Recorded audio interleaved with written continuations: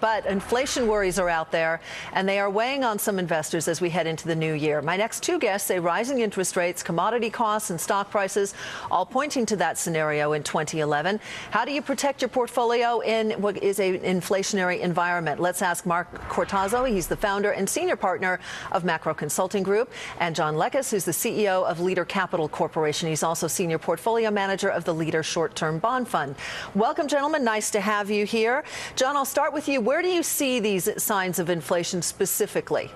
Well, look, commodity prices are up almost 30% this year, and I think that if people aren't paying attention, I think that should concern them. And we're seeing it also in the 10-year, and the 30-year has moved up precipitously despite the QE2 that the Fed has come with. And as a matter of fact, QE2 didn't happen. The truth is, since November 2nd, they've issued about $745 billion of paper, only purchased back about 134. So we think that the bond market's definitely onto that, and is indicating that we are going to get some inflation. And I think you're seeing it in the tips market, somewhere where a lot of people thought they could hide, Treasury and protect them against inflation, thought they could hide there. They're down almost 10%. So we think that that's not a place to be. You should be in floating rate short-term notes. So Mark, let me turn to you, because just before we hit air, I was asking you your inflationary scenario, and you had an interesting perspective. Obviously, we've seen it in commodity costs, but if you look at the CPI index, a lot of people would argue that inflation is not so much of a problem, but you don't buy that.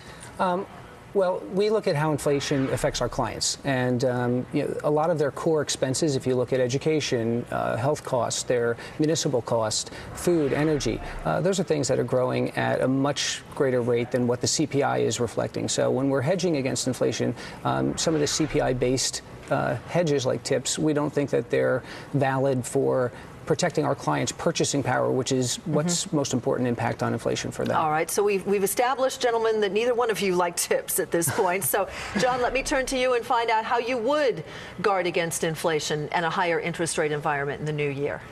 Well, I'll take you back to 05, 06. That was the last time that rates went up, and we're doing exactly the same thing we did back then in our fund, which is the Leader Short-Term Bond Fund, and we actually did almost 9% that year in a rising rate environment, and what we used was floating rate notes, high-quality notes tied to LIBOR. And this particular time around, I think that you get a double whammy, because if Europe comes off, the hook again, and LIBOR moves up, you're going to get a nice pay increase. And on top of that, most of these are trading at a discount around 92 cents to the dollar. You're going to get about an 8% move up in terms of appreciation. And they're also very little credit risk. Most of those are AA rated. All right. Mark, we've talked a little bit about what you shouldn't buy, which is the tips market. What else should you avoid, and how high do you think rates will move in the new year? I think we're going to have a pause for a little while, but I think they'll continue to move higher. And if it's not reflected in interest rates, I think it'll be reflected in a declining dollar. So going back to what we're trying to protect with inflation, it's purchasing power.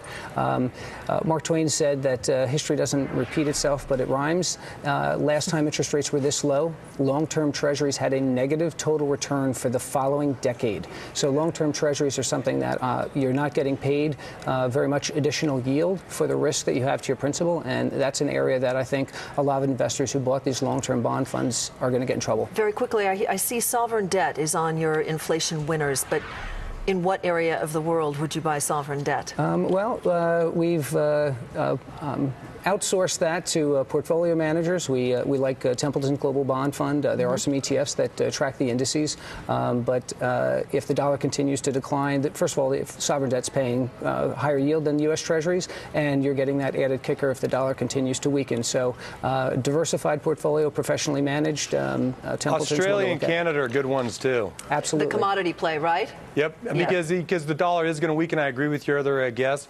Dollar is going to fall, and that's inevitable. And I think that if you're interested in being a little more speculative, and I think Australia and Canada are good places to be. All right, some great suggestions, gentlemen. Thank you very much. Happy New Year. Bob, over to you.